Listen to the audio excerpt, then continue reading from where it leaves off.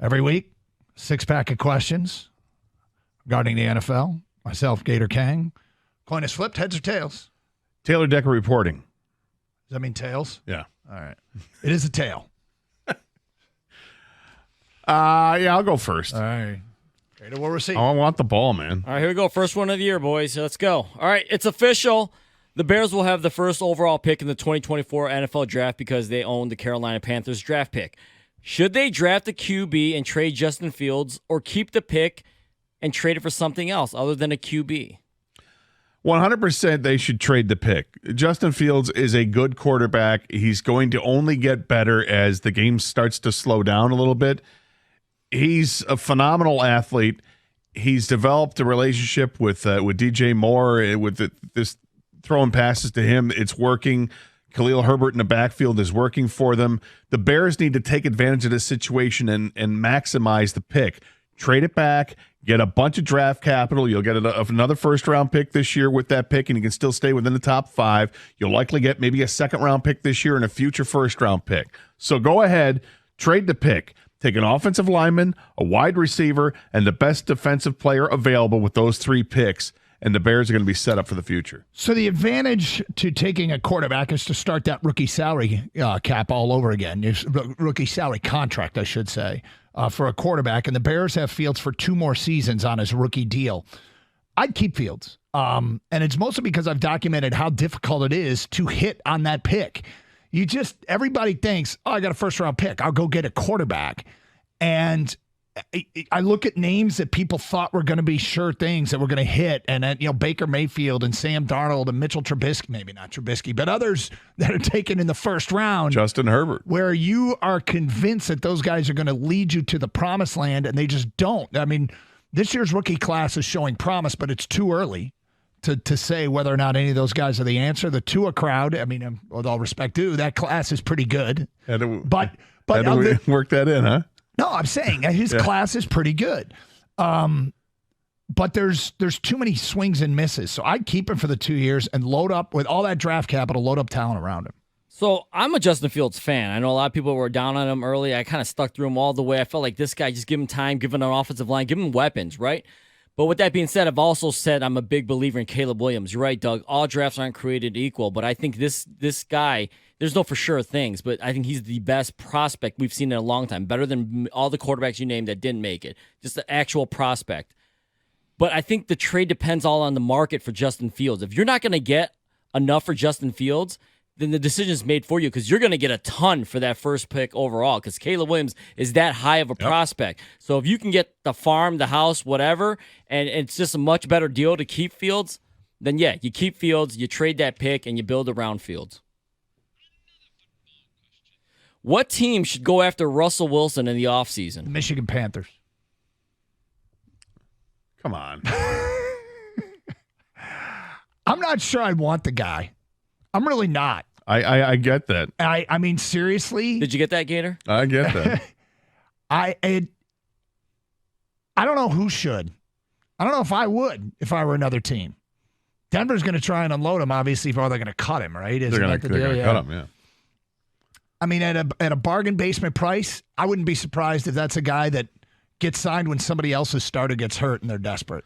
Well, here's the thing. There are a bunch of teams out there that actually could use Russ, and because he will be cut and he could be signed at a bargain basement price, he's already got a ton of money with this and he's getting a ton of money to be cut. I could see it happening in a place like Minnesota because Minnesota needs to make their decision on Kirk Cousins. Are you going to want to pay $50 million a year for Kirk Cousins this late in his career? Probably not going to want to do that. So would I take Russell Wilson at less than half that price? I mean, what is Russell Wilson going to cost you? Because he's getting paid. And he's got all that offense to work with in Minnesota. I just think that might actually work out better for them. You take a massive pay cut and you get a quarterback who's comparable. Because Russ actually had a pretty decent season this year. You're right. He did have a good year, and I'm sick of actually him taking the brunt of this, blame in Denver. I think Sean Payton needs to take a big blame there because we got to stop with these dramatic swings with Russell Wilson. He's a great quarterback, and all of a sudden he sucks. I think he's probably somewhere in between at this point in his career, but I think he's closer to being good because that resume that is much larger, that sample size is much larger, Russell Wilson being good. I think Sean Payton, like I said, deserves a lot of this blame. I think Tampa Bay is the team that should go after Russell Wilson. He's kind of like their Tom Brady. If they can bring back Mike Evans, that veteran quarterback that has played well in this league, has won a Super Bowl in this league, I think Russell Wilson's not as bad as everyone thinks he is. Tampa Bay. Well, are you going to get better production? I mean, Baker Mayfield's actually, I make fun of him all the time, but he's had a heck of a year. I think Russell Wilson's better than Baker Mayfield. And you should think that too, because you hate Baker I should, Mayfield. and yet the numbers are telling you that Baker had a hell of a year. Look beyond the numbers. Panthers. Dalvin Cook and the Jets are parting ways. Was this the biggest? This was one of the biggest free agent signings this year, but was this the biggest bust this year? Free agent signing or trade? No, but same team. It's Aaron Rodgers. You go 4 plays and you're done for the entire year. You bring the circus with you going into camp, which you know. Then you get hurt, and then you continue the circus by, with these cryptic talks and tweets and stuff like that, and videos are out there. Oh, maybe he's going to come back. Maybe he's going to come back, and maybe he could have come back if they were in the race. But no, in the end, it was a disaster there. They still won 6 games somehow, and this is actually, it might cost them their coach. I don't know if Saleh's a good coach or not. We know he can coach defense, but offensively, that team was a mess, and it's not just because the quarterback play was bad. The offensive play calling and the way they were doing things from an organizational standpoint was bad. So I was thinking Rodgers too, but I'll give you a free agent. How about Orlando Brown, the tackle that signed with Cincinnati? He's headed towards one of his worst Pro Football Focus ratings of all time. Yeah, I know. It fits my narrative here. But here's the other thing. When you go get a guy like that, you're doing it to keep Joe Burrow healthy. Did Joe Burrow stay healthy? He did not, Doug. He took a ton of hits 2 years ago, ton of hits last year, and then the guy that was helping keep him healthy, look, it didn't work out. And he says he loves it in Cincinnati, but I don't know that worked out the way they wanted.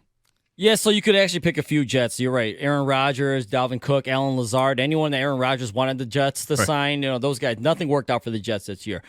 I'm going to go back to my Russell Wilson, Sean Payton rant. I'm going to go with Sean Payton. They gave up a first, a second, and a third-round pick for Sean Payton. And one of the biggest reasons they did that was to help bring back Russell Wilson back to form. And it never happened. And guess what? Now they're going to let go of Russell Wilson. How many picks and money did this team waste on these two guys? And it didn't even work out. It may, I guess, work out with Sean Payton in the future. I'm not so sure about that. So I think Sean Payton was the biggest bust this year.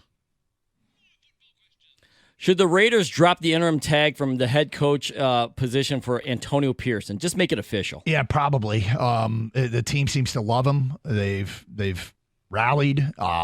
So yeah, I would say so. And plus, keep your hands off Ben Johnson and Jim Harbaugh.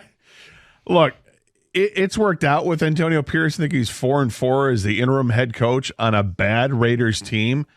You're absolutely right. The team does love him. They play for him, and I think they made a mistake a few years ago or a couple years ago. So thin, but right. Well, a couple years ago they made a mistake. They had the interim tag on a coach who was a special teams coach. The team performed for him. They didn't give him the job. They messed up. They should have given that guy the job.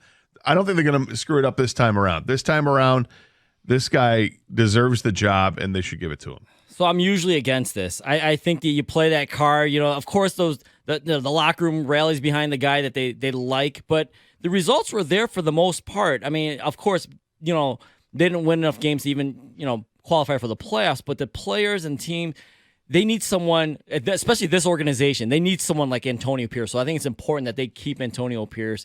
And what's the difference anymore? People just fire coaches all the time if it doesn't work out anyways, right? They've won games with Aiden O'Connell. Yeah, he's actually played well. Yeah, exactly. So I give him credit. Several starting quarterbacks will sit this weekend. Which one of the backups will actually win the game in their place? I think it's easy when you look at it. Well, I haven't looked at, I guess, all of them. The number one name that stood out to me was Blaine Gabbert with Kansas City. They're taking on the Chargers, and the Chargers are just awful. So I think Blaine Gabbert with the Kansas City Chiefs in place of Mahomes gets it done. I agree, and it's in part because of Kansas City. Look, they have their share of problems. It seems like Kansas City the Chargers have all the problems, and they've got Easton Stick starting at quarterback. So I'll go with Blaine Gabbert. I'm going to go with Carson Wentz, setting up a playoff matchup between Jared Goff and Carson Wentz, the former number 1 and number 2 overall pick in the 2016 draft. He'll play so well that Stafford will be benched. No? No, but I think Carson Wentz somehow pulls it off. That is another storyline. Against San Francisco. Yeah, but San Francisco's sitting everybody, too. They already got the number 1 seed locked up. Yeah. So someone's got to win that game. I'm just going with the Rams.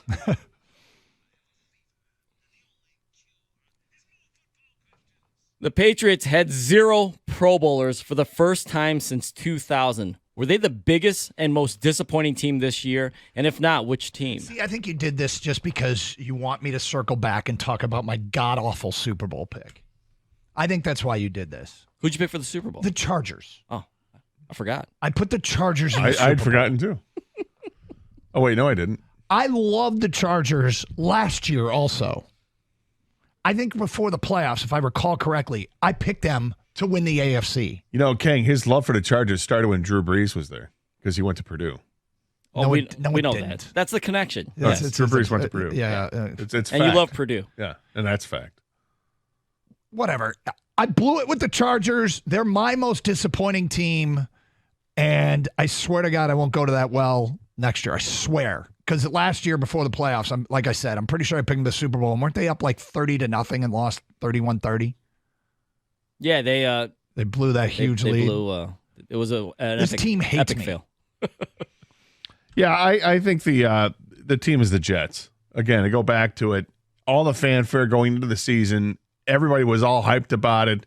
Here you've got the great defensive mind, Robert Saleh. Now you're going to bring in the MVP, the multiple MVP winning quarterback, and Aaron Rodgers. He's bringing his guys from Green Bay with him. You're adding some other players to the mix. It looks like it's going to be great. And 4 plays into the season, you're done. And frankly, it's not just Aaron Rodgers. I mean, it's honestly, it's that whole offense that they run there. There is no offensive line. If Aaron Rodgers didn't get hurt on the 4th play, would have gotten hurt on the 10th play, or the 20th play, or the 50th play, or game 3, 4, 5, 6, and 12. I mean, that offensive line doesn't give anybody a chance to play, and whatever the hell they were doing they didn't run the right offense to protect the quarterback. Run the football when you got a couple of good horses like they had, and they just kind of didn't know what they were doing. They limped through that season. It's awful, and I love it because it's Aaron Rodgers. It's a big reason why they're the biggest disappointment in the NFL. All right, we get it. You like Zach Wilson, man. All right. I didn't. Did I even mention him? Yeah, we know what you Indirectly. meant. Yeah, we know what you meant. It's hard not to say the Chargers, Doug, but I'm going to go with the Jets as well because it's a personal thing for me. I love the fact that the Jets suck this year. I don't care about the Jets. And I would have rooted for the Jets to suck with Aaron Rodgers. But my disappointment is because I didn't get to see them suck with Aaron Rodgers. Instead, he got hurt, like you said. And unfortunately for the rest of the country, because the Jets had so many primetime games, we were subject to this terrible team every single week, it seemed like, on national television. So I'm going with the Jets. And there it is. That concludes the Wide 9 Omaha 4 Down Around the League Blitz thingy.